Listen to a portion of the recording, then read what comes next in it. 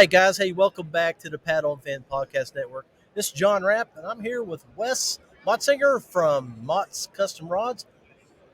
Yes, sir. Did I get that right, man? You got it right. Man, I feel so professional here. Everything, heck yeah, man. I feel like I'm getting it done right. So, hey, I know you have done some things here with Dubro. You've built some things with these guys. I have. A little collaboration work. So last year we ended up getting contracted out to do some series of rods for them to have at the ICast last year. So they'd have their display of rod racks and stuff like that. And so we built some spinning, some casting, and came up with their colors and everything to match their green and blue. Oh, and yeah, had right their here. logo on it. Look at this beautiful green and blue behind us here, like Vanna White showing you guys. So, hey, man, pull up that beautiful thing that you built for these guys. Show them some of the components and All right. some of the things that you work with. And, So what we have here is we got the microwave guide system. That's one of our biggest things, and we've been doing it for we're going to be got to be into 10 years now of using that guide system. And I think we were probably the first one in North Carolina to build with those when they first came out, about 2012, 2013 when they came out. So we use a lot of American tackle components. Use either their stainless steel, which I think is probably one of the best, best all around yeah, stainless steels. It doesn't rust like some other brands. right. And so we've been using it, and they're titanium. They're titanium super, super light and super strong. But yeah, we've done them and done them in their blue and green, and it came out really pretty. And he was stoked about that. So you can see that right there. It looks pretty sharp. Pretty sharp. And he actually fishes with them as well, Yeah. So it's pretty neat. Hey, man, so tell everybody about your story, how you got involved, how you started doing this. Well, I mean, so I was I was in the racing business all my life. From the time I was 17, my dad got me into racing. My dad was into racing. He was more of a weekend kind of guy. Went on the weekends with race teams. Didn't work in the shop. And when I was 17 and junior in high school, I actually went to work for a individual. We built race cars for. They built race cars. I swept the floor. So I started out sweeping the floor and making parts. So we done that. Built race cars after that and learned on that side of it. But done that from 97 till graduated high school, and then that deal kind of went away. Race teams weren't getting other people to build the race cars for them. We did Wood Brothers. At that time, it was Michael Waltrip and Elliott Sadler, I think, drove for them at that time too. Jeff Bodine stuff. We did a lot of their cars. old school, baby. Bud Moore. We did all of Bud Moore stuff then. But ended up, at the same time, I went to work for a machine shop, working in a motor room, and went to college for machining because that's where I was wanting to go. And because I'm very particular, and I want everything, like each guide wrap, to be the same length. If it's a size 6 millimeter or 5 millimeter, I want every one from there on to be the same. So I use calipers actually when I'm building rods to make sure the guide wraps are the same length. So, long story short, we ended up starting in 97 and went through the racing deal. Stayed at Richard Childress Racing for 12 years with Clint Boyer and Kevin Harvick. And then in 2014, we ended up leaving and went to Michael Waltrip's.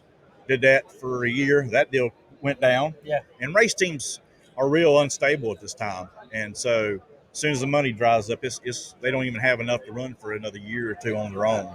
So I ended up, I was working for Chip Ganassi, and my mom had some health issues. So I said I had enough of it, and went to actually work for Terry Labonte and Bobby Labonte doing a dirt car deal. Right.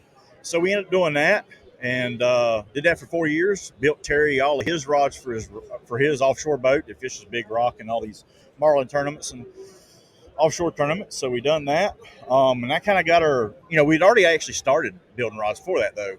In 2008, I actually started building rods because I couldn't get what I wanted. Couldn't get the kind of rod action I was looking for. So I started my own in 2008. It's just a hobby. It's just to build my own rod. And then next thing you know, it just keeps growing and growing and growing. And in 2020, right before COVID, I didn't even know COVID was getting ready to do anything here. We'd heard about it, but nothing had came about. I went on and done my, let's see here. I ended up 2020, about 2 weeks before it, everything shut down.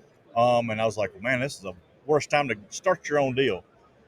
But you learned otherwise, huh? Well, and at that time, didn't know that many people were going to go fishing, Yeah. and that they wouldn't. There wasn't more reels out there. The reels weren't coming in. They were needing stuff repaired, and I also reel repair. Which your machining background ended up really helping you there, right? Yes. So we do a lot of everything from just servicing reels to super tuning, going in and polishing things up, putting bearings and drags, and then also do custom rods. Yeah. So at the time, I thought it was a bad idea. After about 260 days straight of working building rods, I realized that we were taking off fast. So, and from then on, it's been rocking. Now you've been doing some special builds here lately too, haven't you? I have.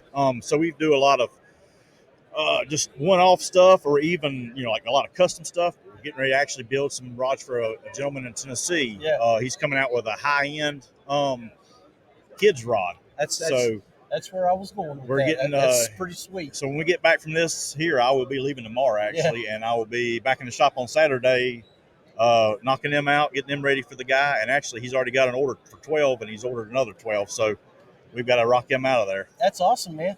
Hey, so okay, if anybody wants to know anything about you, how can they reach out to you, follow you, and find you on our social media? Yeah, so you can go to Mots Custom Rods and Reels. That's on Facebook.